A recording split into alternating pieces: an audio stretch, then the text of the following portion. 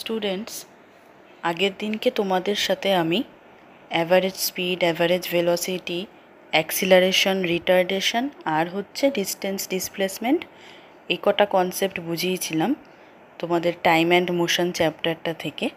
আজকে আমি স্টার্ট করছি তোমাদের নিউটনস লস অফ মোশন। ঠিক আছে, তো এটাও কিন্তু খুবই ইম্পর্টেন্ট টপিক তোমাদের এক্সামের জন্যে, আর একটু ভালো করে বুঝতে হবে, কারণ এটা যদি তোমরা না বুঝে নাও তাহলে কিন্তু পরবর্তীকালে আরোই প্রবলেম হবে। তো দেখো, এখানে নিউটনের কটা ল অফ মোশন থাকে? তিনটে লজ অফ মোশন থাকে। ঠিক আছে, তো দেখো এখানে কি বলেছে, যখন আমরা একটা ফ্ল্যাট ফ্লোরে যদি কোনো বল রোল করি তাহলে কি হবে, যখন এটা বন্ধ হয় বলটা রোল করা, তখন কতটা ডিস্টেন্স কভার করবে? বেশ খানিকটা। আবার সেমটাই যদি আমরা একটা বল একটা গ্রাসি একটা যে লন যেটা রয়েছে, ঘাস ঘাস যে জায়গা রয়েছে, সেখান দিয়ে যদি বলটাকে পাস করাই তাহলে কি হবে? তোমরা তো এটা কমন একটা আন্দাজ করে আইডিয়া করে বুঝতে পারছো নিশ্চয়ই, যে আমরা যদি ঘাসে বলটা রোল করি তাহলে যে ডিস্টেন্সটা কভার হবে সেটা কিন্তু ফ্ল্যাট সারফেসের থেকে অনেকটাই কম হবে, তাই তো? অনেকটা কম না হলেও বেশ খানিকটা কম হবে। কেন বলো তো? সেটা কি, ঘাস যেটা, সেটা তো একটা ফ্রিকশান হিসেবে কাজ করছে। ফ্রিকশান মানে ঘষা। যেমন ধরো এই যে ফ্ল্যাট সারফেসের মধ্যে বলটা ভালোভাবে পুরোটা অনেকটা রোল হয়ে যাচ্ছে, ফ্ল্যাট সারফেসটা যত স্মুথ হবে তত বেশি রোল করবে, তাই তো? আর মেঝেটা যত বেশি রাফ হবে, আর ফ্রিকশান একটা রাফ একটা, যেটাকে অবস্ট্রাকশন হিসেবে কাজ করে, অবস্ট্যাকেল হিসেবে কাজ করবে, বলটাকে রোল হতে দেবে না, সেটাকে বলা হয় ফ্রিকশান। তো ঘাসটা তো ওরকম সারফেস যেটা কিনা বলটাকে একটু আটকে আটকে দেবে পুরোপুরি স্মুথ ট্রাভেল হওয়ার থেকে। তাই জন্যে ঘাস যখন জায়গা দিয়ে যাওয়া হচ্ছে বলটা, তখন রোলটা কম করছে।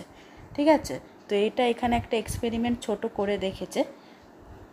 এই যে ওটাই এখানে বলেছে যে রেজিস্ট্যান্স ফেস করবে যখন গ্রাসি সারফেস দিয়ে বলটাকে রোল করানো হবে।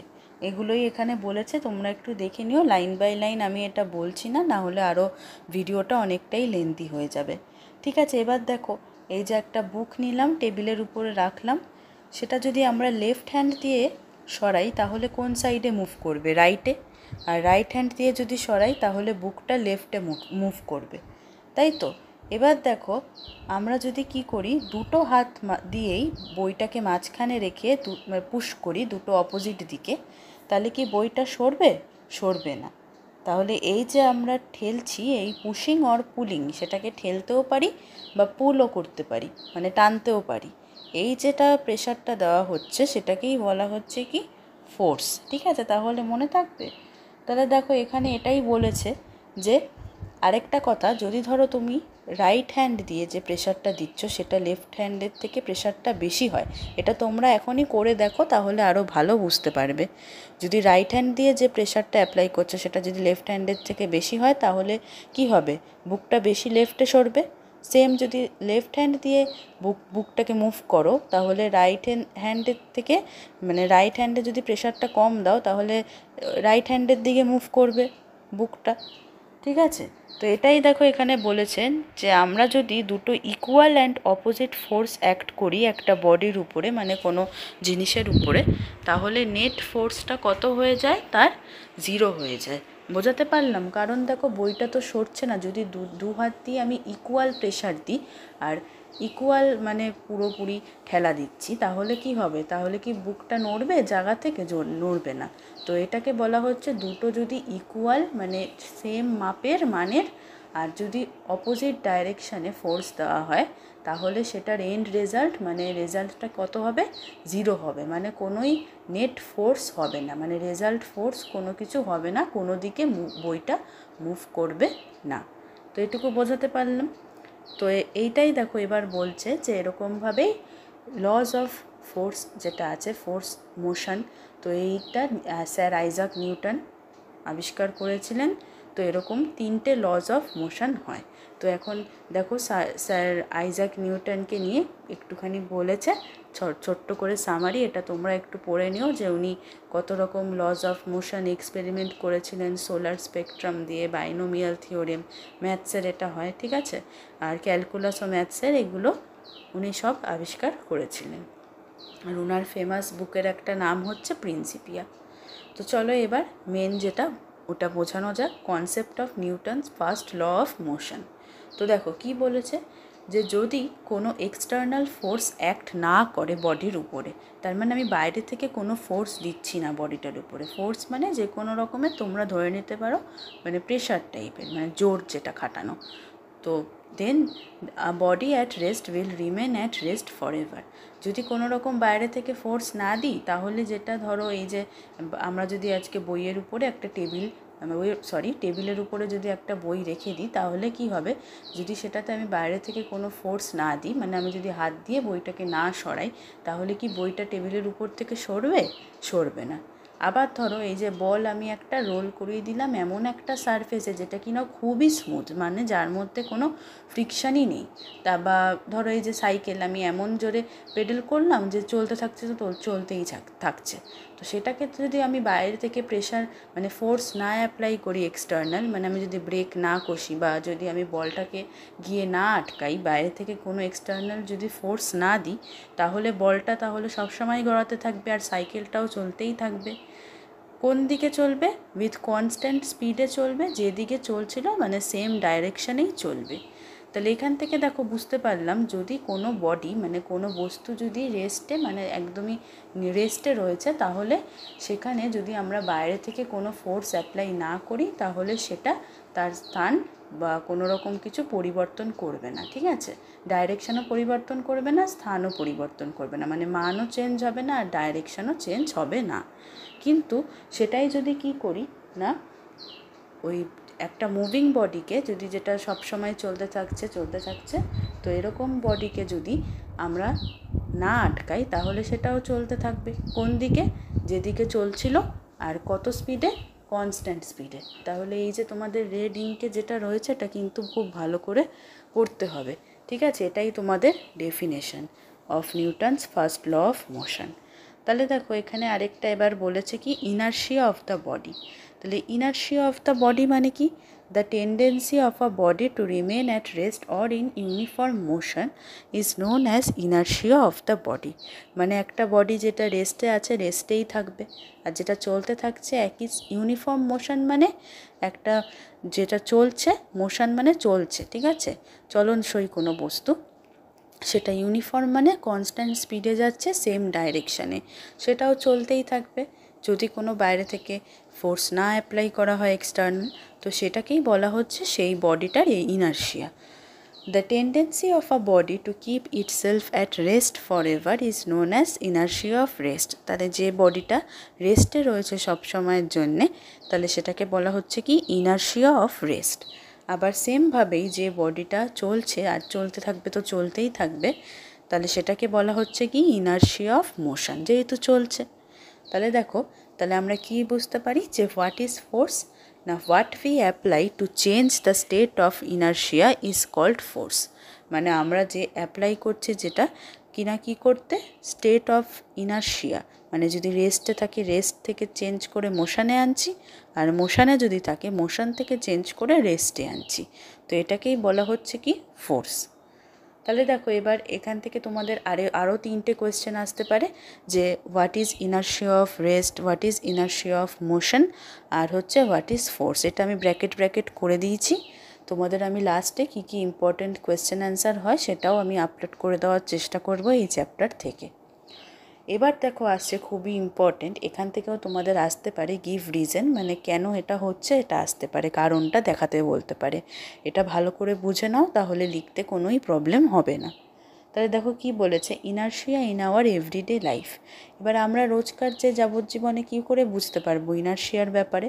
দেখো বলেছে, when a bus suddenly starts moving from rest, মানে যদি হঠাৎ করে বাসটা মুভ করে রেস্ট থেকে, তখন যে কিনা দাঁড়িয়ে রয়েছে কোনো সাপোর্ট ছাড়া, সে একটু লিনস ইন ব্যাকওয়ার্ড ডাইরেকশন, মানে একটু পেছনের দিকে হেলে যাবে, তাই তো? সেমটাই হয় যদি পার্সনটা হ্যান্ডেল বা রডকে ধরেও থাকে। আর যখন বাসটা নট ইন মোশন, তাহলে কি হচ্ছে, এটার কেন কারণটা এবার দেখো বলছে যে when the bus is not in motion, মানে যখন চলনসই নেই বাসটা, তখন the passengers along with the bus are at rest, তখন প্যাসেঞ্জাররাও তো কি রেস্টে আছে, বাসটাও রেস্টে রয়েছে। এবার যখন বাসটা মুভ করতে শুরু করবে তখন সিচুয়েশানটা চেঞ্জ হয়ে যাবে। মানে তখন কি হবে, প্রথমে দেখো প্যাসেঞ্জারের যে ফিটটা মানে পাটা স্টার্ট মুভিং উইথ দ্য বাস। কেন কি দেখো, বাসটা তো নড়তে শুরু করেছে, আর বাসের সাথে আমাদের বডি পার্টের কোনটা লেগে রয়েছে, ফিটটা, পাটা। তাহলে ফিটটা ফার্স্টে স্টার্ট করবে মুভ করা, তারপর তো রেস্ট অফ দ্য বডি। তাহলে দেখো কি বলেছে, the feet of the passenger start moving with the bus but the upper part of their bodies try to remain at rest. কিন্তু দেখো আমাদের পাটা যখন স্টার্ট করবে মুভ করা, তখন তো আমাদের আপার পার্ট অফ দ্য বডিটা রেস্টেই থাকবে না, মানে পুরোটা তো আমাদের বডি একসাথে মুভ করতে শুরু করবে না। এটা তোমরা স্লো মোশনে ভাবার চেষ্টা করো, ঠিক আছে? না হলে কিন্তু এটা ইম্যাজিন করতে পারবে না। আর এরপর যদি তোমরা কখনো বাস টাসে ওঠো তাহলে এটা লক্ষ্য করে দেখো, তাহলে আরও ভালো করে বুঝতে পারবে, ঠিক আছে? তো দেখো তাই জন্যে বলেছে so the legs move away in forward direction while the body leans in the reverse direction. এই জন্য যখন পাটা আমাদের স্টার্ট করলো চলতে শুরু করা বাসের সাথে, তখন তো বডিটা একটু পেছনের দিকে হেলে পড়লো। এটার কারণেই এটা হচ্ছে, ঠিক আছে, যেটা বললাম এক্ষুনি। তো এটা তোমাদের গিভ রিজন আসতে পারে যে কেন এটা হচ্ছে। নেক্সট দেখো কি বলেছে আরেকটা, যে আমরা নোটিস করি যে ক্রো মানে কাক বা যে কোনো অন্য পাখি glides over quite a long distance. মানে দেখো এরকম তারা যখন উইংস টানা মেলে আকাশে ওড়ে, তখন তো ওরকমভাবে টানা উঠতে থাকে অনেকটা, ওদের উইংসটাকে না ফ্ল্যাপ করে, ঠিক আছে? তো এটা কেন হচ্ছে, কেন কি দেখো বলেছে, রিজনটা দিয়েছে a flying bird is a moving object. একটা উড়ন্ত পাখি কি না, একটা মুভিং অবজেক্ট, মানে যে বস্তুটা নড়ছে। It tries to remain in uniform motion. তাহলে এক্ষুনি দেখো আমরা ইনার্সি অফ মোশনে পড়লাম যে বডিটা মুভ করবে তার কি টেন্ডেন্সি থাকবে, মুভ করতেই থাকা, যতক্ষণ না কোনো এক্সটার্নাল ফোর্স অ্যাপ্লাই করা হবে সেটাকে রেস্টে আনার জন্যে। তাহলে এখানে দেখো কি বলেছে, যে it tries to remain it uniform motion even when it stops flapping its wings. ঠিক আছে, তার মানে যখন ওই যে ফ্ল্যাপ করা মানে ডানাটাকে এরকমভাবে বন্ধ করা, সেটা না করা থাকে, যখন ও এরকম ডানা মেলে উঠছে তখন ও চেষ্টা করবে ওরম উঠতেই থাকতে। তাই জন্যে it can cover some distance, কিছুটা ডিস্টেন্স অনুযায়ী কিছুটা ডিস্টেন্স অন্তত ও যেতে পারবে বিফোর ফ্ল্যাপিং ইটস উইংস। এটা কেন হচ্ছে না, বিকজ অফ ইনার্সি অফ মোশন। এটাও তাহলে তোমাদের কোয়েশ্চেনে আসতে পারে। প্রথমত দেখো এখান থেকে দুটো কোয়েশ্চেন আসতে পারে। এই যে কোয়েশ্চেনটা যেটা আসছে যে how could the bird glide without flapping its wings, এটাও আসতে পারে। আরেকটা আসতে পারে যে এটা কেন হচ্ছে, তাহলে কেন হচ্ছে সেটার জন্য হবে due to inertia of motion, যদি শর্টে একদম লিখতে হয়। আর এটার যদি পুরো গিভ রিজন 2 মার্কস থাকে তাহলে তোমাদের একটু ডেসক্রাইব করে বর্ণনা করে এই যে পুরোটা আছে সেটা লিখতে হবে যে কেন হচ্ছে। বোঝা গেল? এবার দেখো কি বলেছে, যে যদি আমরা এখানে বলেছে যে একটা ভ্যাকেন্ট মানে খালি ড্রয়ার রয়েছে টেবিলের, তার মধ্যে একটা পেন্সিল রেখে দিলাম, ঠিক আছে, এমনভাবে রাখবো যাতে কিনা আমরা সেটাকে দেখতে পারি।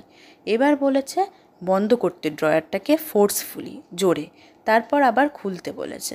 তখন কি দেখলাম না, যখন আমরা খুললাম আবার ড্রয়ারটা, তখন কি হবে, ডিস্টেন্সটা তো নড়ে যাবে, তো ডাইরেকশানটা পেন্সিলের মোশনটার মানে পেন্সিলটা ভেতরের দিকে ঢুকে যাবে, সেটাই তো হবে। তাহলে এটা কেন হচ্ছে, due to inertia of motion, ঠিক আছে? ইনার্সি অফ মোশন বা ইনার্সি অফ রেস্টের থেকেও হয়, কিন্তু মোট কথা এটা ইনার্সিয়ার থেকেই হচ্ছে।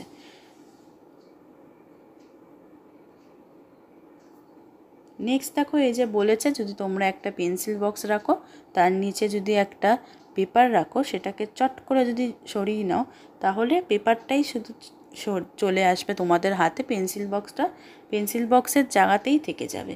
এটা কেন হচ্ছে, এটাও হচ্ছে ইনার্শিয়া থেকে, first law of Newton's motion থেকে। যখন তোমাদের ডাউট হবে যে কোনটা লিখবো, ইনার্সি অফ রেস্ট না ইনার্সি অফ মোশন, তখন তোমরা সবসময় এটা ইম্যাজিন করার চেষ্টা করবে যে বডিটা আগে কি ছিল, রেস্টে ছিল, তারপর কি নড়তে শুরু করেছে, তাহলে কি হচ্ছে এই ব্যাপারটা ভালো করে বুঝে নিতে হবে। যে ইনার্শিয়া অফ মোশন মানে যেটা পাখির ব্যাপারটা, যে ইনার্শিয়া অফ মোশন যেহেতু উড়ছিল তাই উঠতেই চেষ্টা করবে যতক্ষণ না এক্সটার্নাল কোনো ফোর্স দেওয়া হবে সেটাকে থামানোর জন্যে, এই জন্যে ওটা ইনার্শিয়া অফ মোশন হয়েছে। সেরকমই যে বডিটা রেস্টে রয়েছে সে রেস্টেই থাকবে যতক্ষণ না ইনার্শিয়া মানে যতক্ষণ না এক্সটার্নাল ফোর্স অ্যাপ্লাই করা হবে ওটাকে স্টপ করার জন্যে। তাহলে এই যে পেন্সিলের ব্যাপারটাতে দেখো এখানে ইনার্শিয়া অফ মোশনের থেকেও ইনার্শিয়া অফ রেস্টটা বেশি কাজে দিচ্ছে, তাই তো। কেন এটা হচ্ছে? কারণ হচ্ছে এই যে এখানে লেখা হয়েছে যেটা ইনার্শিয়া অফ মোশন, এটা কিন্তু ভুল লেখা হয়েছে। কারণ দেখো পেন্সিলটা তো রেস্টে ছিল, সেটাকে আমি ফোর্সফুলি ড্রয়ারটা বন্ধ করলে তখন সেটা মোশানে আসছে, তাই তো। তাহলে এটা ইনার্শিয়া অফ রেস্ট, কারণ যেটা থাকে সেটাই থাকার চেষ্টা করে। এখানে যেমন পেন্সিলটা রেস্টে ছিল, রেস্টেই থাকার চেষ্টা করবে, যেহেতু ফোর্সফুলি ড্রয়ারটাকে বন্ধ করা হলো তাই ওটা নড়ে গেল, ওর ডাইরেকশানটা চেঞ্জ হলো। নেক্সট দেখো এবার বলেছে যে এই কিছু কিছু ঘটনা দিয়েছে যখন অটো রিক্সা স্টপ সাডেনলি। আমরা যখন অটোতে বসি আর অটোটা যখন হঠাৎ করে থেমে যায় তখন কি হবে? তখন দেখো আমাদের একটুখানি প্যাসেঞ্জাররা মানে আমরা আগে হেলে যাই। যেমন বাসে যখন বন্ধ থেকে নড়তে শুরু করলো, বাসটা স্টার্ট দিল, তখন কি হবে? আমাদের বডিটা পেছনের দিকে হেলে যায়। কিন্তু যখন ধরো কোনো কিছু চলনসই কোনো গাড়ি রয়েছে সেটা যখন বন্ধ হয় তখন আমরা কি হয়, ঠিক রিভার্সটা হবে, উল্টোটা হবে, মানে আমাদের বডিটা আগের দিকে হেলে পড়বে। এটাও কিন্তু ইনার্শিয়ার জন্যেই হচ্ছে, ইনার্শিয়া অফ মোশনের জন্য হচ্ছে। যে কেন না, দেখো অটোটা যখন থামছে তখন কি হচ্ছে, প্রথমে কি থামছে? আমাদের পাটা, কিন্তু আমাদের আপার বডিটা কি থামছে? থামছে না। তাহলে ওটা চেষ্টা করবে ইনার্শিয়া অফ মোশনেই থাকতে। তার মানে দেখো ইনার্শিয়া অফ রেস্ট আর মোশন দুটো একসাথেই কিন্তু হয়। যখন তোমাদের গুলিয়ে যাবে যে কোনটা হচ্ছে, শুধু লিখে দেবে যে নিউটনস ফার্স্ট ল অফ মোশনে ইনার্শিয়ার জন্য হচ্ছে। ঠিক আছে? তো দেখো এখানে অটোটা যখন থামলো তখন আমাদের পাটা প্রথমে থামছে, আমাদের বডিটা থামছে না। কিন্তু দেখো আমাদের বডিটা কি হবে, যখন আস্তে আস্তে তো থেমে যাবে কিন্তু পায়ের পরে। তাই জন্য যখন এটা হচ্ছে তখন পাটা আমাদের আগে স্টপ হচ্ছে, বডিটা স্টপ হচ্ছে না। এই জন্যে বডিটা আগের দিকে এগিয়ে যাচ্ছে, কিন্তু তারপর গ্র্যাজুয়ালি ওটা বডিটাও আটকে যাবে। বডিটা আটকে যাবে না, মানে স্টপ হয়ে যাবে আরও হেলে পড়ার থেকে। তারপর দেখো বলেছে a moving bicycle does not stop even after the rider stops pedalling. তার মানে কি, যখন একটা মুভিং বাইসাইকেল যেটা চলছে বাইসাইকেলটা সেটা কখনো স্টপ হবে না। যদিও এটা আমি এর আগে যেটা বলছিলাম যে একটা বাইসাইকেলের এক্সাম্পল দিচ্ছিলাম, ওটা ওরকমই এখানে আছে যে বাইসাইকেলটা যেটাকে আমি চালাচ্ছি সেটা চলতেই থাকবে যত after the rider stops paddling.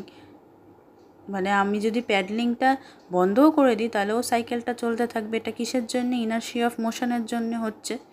Removing dust from a coat by shaking it. এই যে যখন আমাদের কোটে ধুলো পড়ে তখন ডাস্টটা আমরা কীভাবে ঝাড়ি, মানে ঝেড়ে। তাহলে ওটাও ওরকম হচ্ছে, ইনার্শিয়া অফ রেস্টের জন্য হচ্ছে। রেস্ট থেকে চেঞ্জ হয় ইনার্শিয়া অফ মোশনে হচ্ছে, মানে যেটা রেস্ট সেটা রেস্টেই থাকে যতক্ষণ না এক্সটার্নাল ফোর্স কোনো অ্যাপ্লাই করা হয়। Removing dust from a coat by beating it with a stick. Sportsman একটুখানি অনেকটা লং ডিস্টেন্স এগিয়ে যায়, যত মানে একটুখানি ডিস্টেন্স ধরে দৌড়ে নেয়, তারপর লং জাম্পটা নেয়। তাহলে কি ওর ইনার্শিয়া অফ মোশনটা চলে আসে, তাহলে ওর জাম্পটা নিতে সুবিধা হবে। কারণ শুরুর থেকে জাম্প করার থেকে যদি দৌড়ে নেয় তাহলে একটা ইনার্শিয়া তো চলে আসছে, তারপর তার জাম্পটা করতে অনেকটা সুবিধা হবে। ঠিক আছে? এরমভাবে এই ডাস্টারটা যখন ওয়ালে ঝাড়া হয় ডাস্ট রিমুভ করার জন্যে, তাহলে এগুলো সব কিছুই কিসের জন্য হচ্ছে? Due to Newton's first law of মোশনের জন্যে। তাহলে বোঝাতে পারলাম তো আজকে নিউটনস ফার্স্ট ল অফ মোশনটা কি? তোমরা এটা ভালো করে বোঝার চেষ্টা করো। ঠিক আছে? আমি একটা একটা করেই বোঝাচ্ছি ধরে ধরে, যাতে তোমাদের এই যে লজিকগুলো বুঝতে সুবিধা হয়। আবার আমি নেক্সট দিনকে নিউটনের সেকেন্ড ল অফ মোশন থেকে স্টার্ট করব।